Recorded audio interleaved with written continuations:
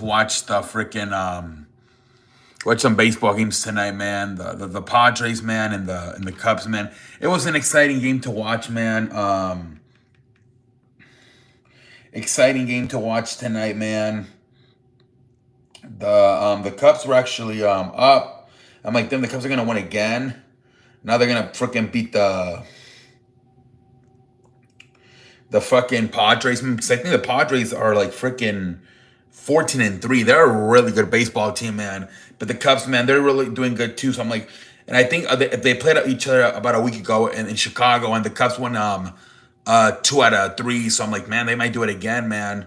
But no, man, the game started. I think that the Padres took a 1-0 lead. Fernandez hit a home run, and then the Cubs at one point did take another. Butch and Armstrong once again, just like last night, they got off to a really nice start. Butch hit a home run, and then Armstrong drove in a double, another run. So the Cubs took a 3-1 lead. But then after that, the Padres really made it rain. They went from losing 3-1, they ended up fucking tying it 3-3, and then I mean they ended up scoring fucking what was it? They went up 6-3, and then I think the Cubs taking another run, made it 6-4, and then the Padres went off. Ended up winning the game at the end, 10-4.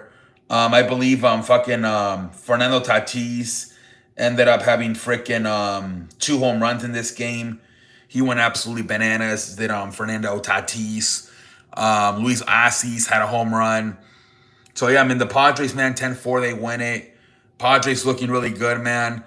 They look impressive, man. I mean, and I think it's because too they know they need to play like this because of the Dodgers, right? They're like, if we don't, so Padres are probably gonna play maybe like this. They might actually end up winning the division. I don't know though. I don't know. It's early, but let's see what happens. But I think they know they have to win a bunch of games. Because I know I think they're trying to win the division despite the Dodgers being stacked. And we'll see what happens. Because I mean, you see it all the time, right? Sometimes teams get up by like 7-10 games, and then by the summer the other team gets better.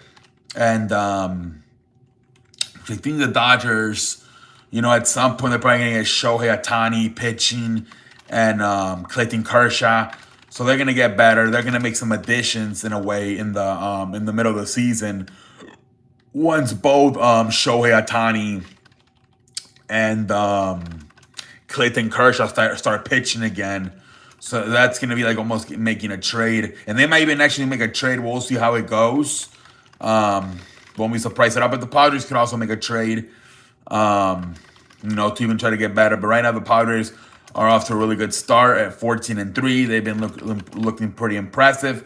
We'll see how the rest of the series goes, but looking pretty damn impressive so far. That's pretty much about it. I mean, I think the NBA draft was today for the WNBA.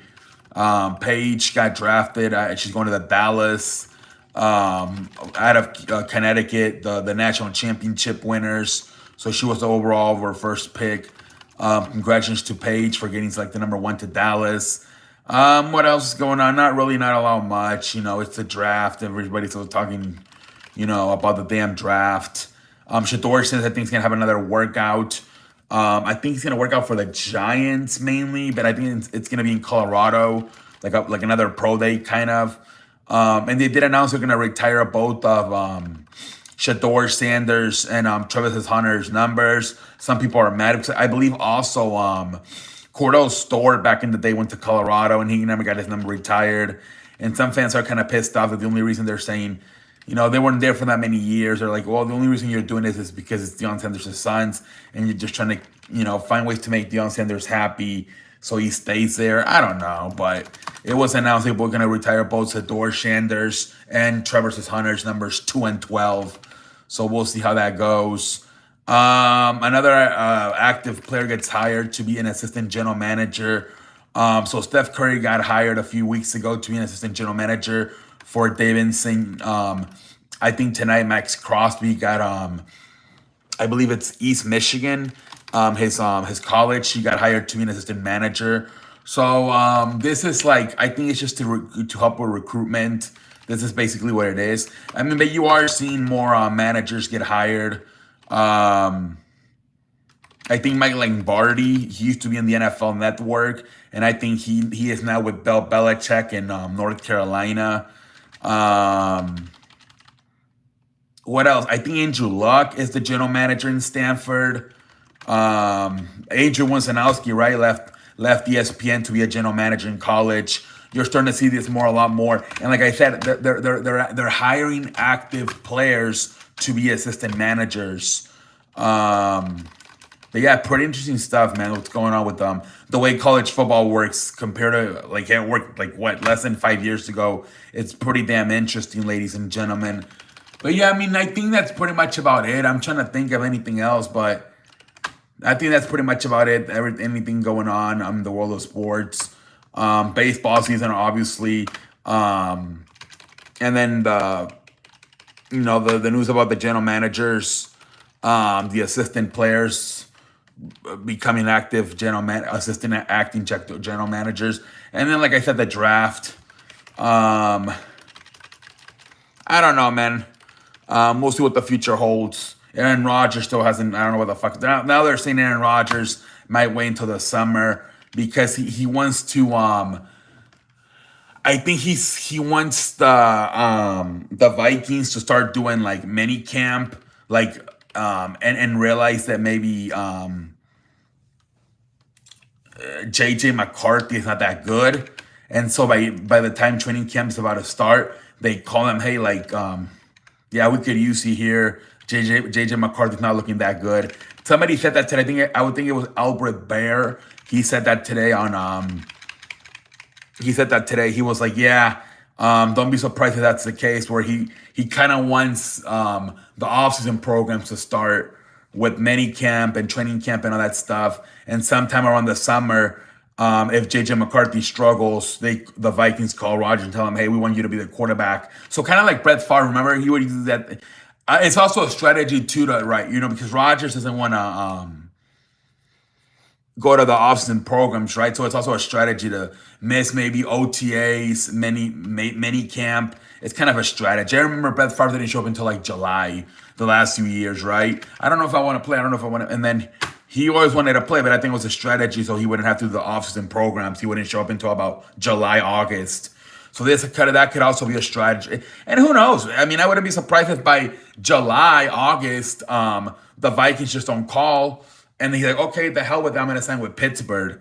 That it could also be that. It's a strategy probably too to not have to do the offseason programs. But we'll see what the hell happens. What else is going on? I'm trying to see what else I can think of. What else? More chicken nuggets I have up my sleeve here on a damn Monday night. I'm trying to make chicken cheddar, chicken salad. What else? What else? What else? What else?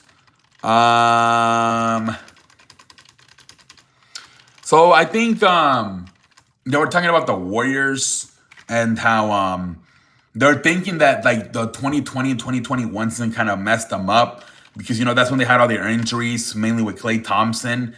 And then I think Curry, I think he also had like a broken wrist around that time, and how they got like they got a few draft lotteries where they drafted Jonathan Kuminga and James Wiseman, and they were saying that those players are supposed to be like franchise builders, kind of like Kate Cunningham in Detroit, or Shea Alexander with the Thunder, or Jalen Green, Amen Thompson with the Houston. And they're like, yeah, I mean that's the idea of lottery picks, and the Warriors are trying to use these lottery picks as role players, and that's why they were saying that maybe that's why they're not working out. James Wiseman didn't work out, and now I mean last night let you know they don't really trust Jonathan Kuminga. They didn't really play him, so they were saying yeah that might be a problem where they want role players, but they're using lottery picks, which are designed to be franchise players, as role players. So it was an interesting chicken nuggets that I thought by Rick Bruchar. Yeah, it low key could be true, man. That yeah, maybe should have traded those picks or something. I don't know, but I can see why that could be true. Where yeah, you're trying to.